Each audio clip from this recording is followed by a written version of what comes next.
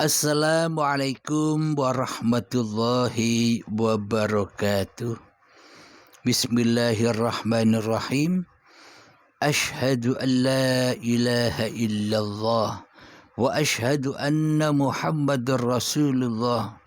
Allahumma salli ala sayyidina Muhammad wa ala ali sayyidina Muhammad.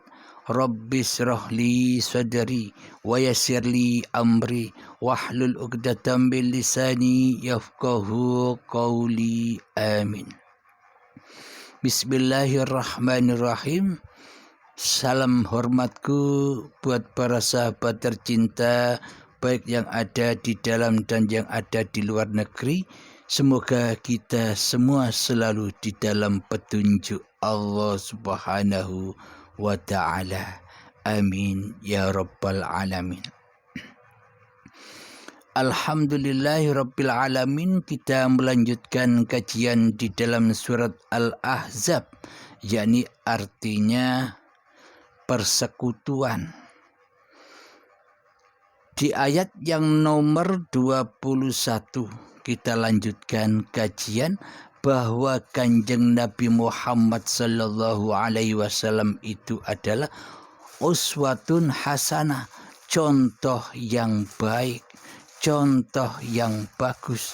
Kita sebagai umat muslimin yang mengaku sebagai umatnya Kanjeng Nabi Muhammad sallallahu alaihi wasallam, tentunya kita berusaha mencontoh apa yang dicontohkan kepada Kanjeng Nabi Muhammad sallallahu alaihi wasallam, baik secara syariatnya, baik secara dohiriyahnya, ataupun secara hakikatnya, atau secara hati.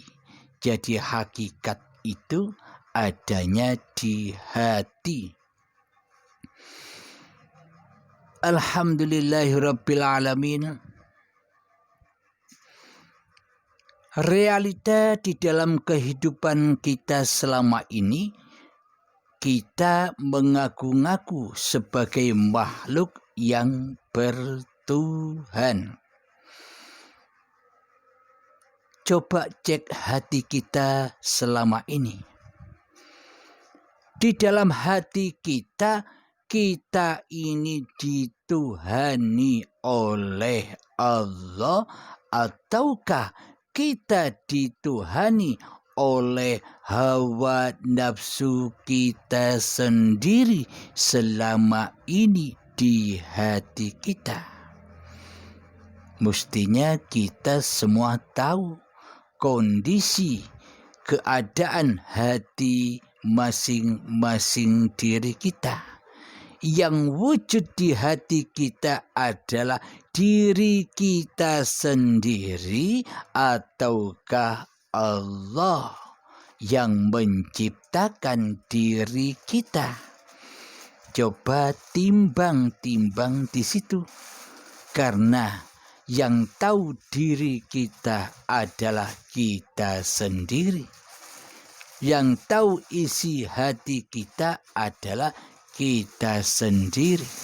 Maka di sini kajian kaji diri, tidak mengkaji diri orang lain, tapi mengkaji diri kita sendiri agar kita berjumpa dengan Rasulullah sallallahu alaihi wasallam.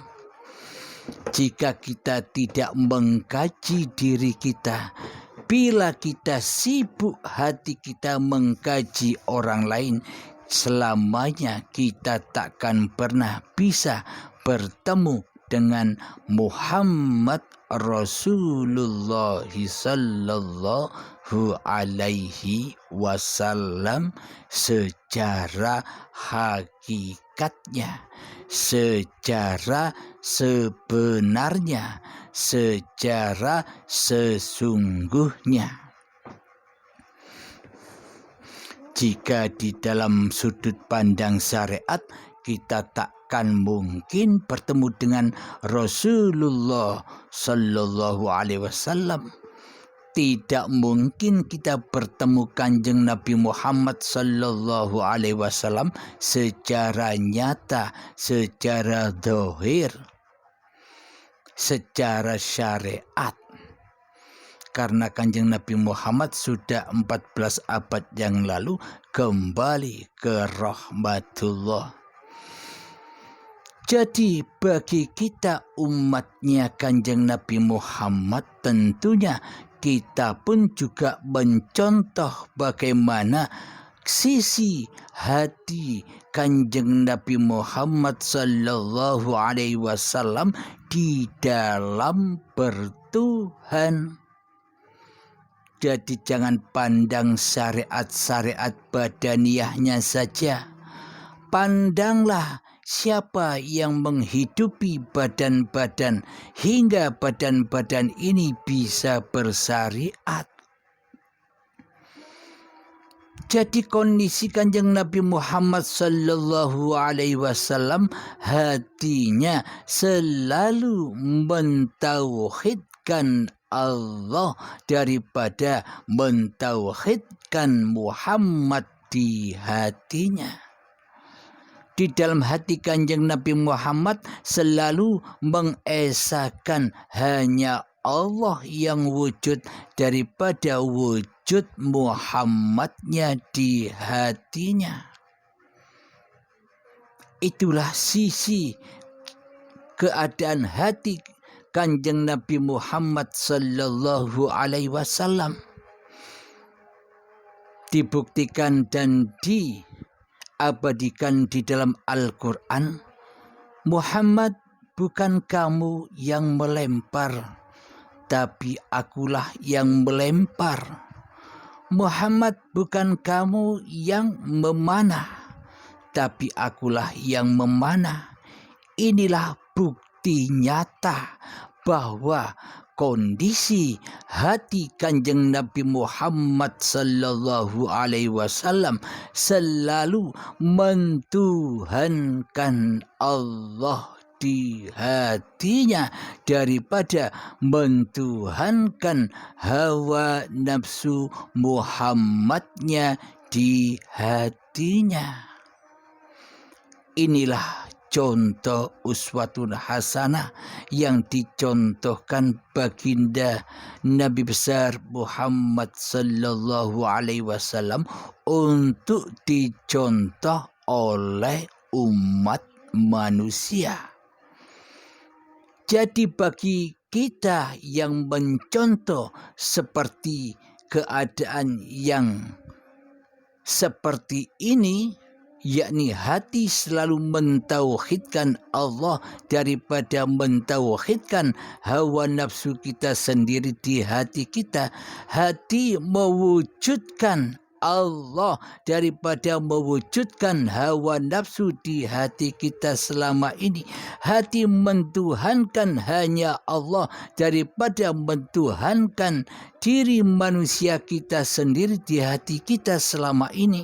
Maka inilah yang dikatakan umatnya Rasulullah Sallallahu Alaihi Wasallam, karena sesuai dengan apa yang dicontohkan oleh Allah kepada baginda Rasulullah Sallallahu Alaihi Wasallam. Tapi bila di hati kita tidak seperti demikian, maka jangan harap kita menjadi umatnya Kanjeng Nabi Muhammad. Jauh sekali, jauh panggang dari apinya.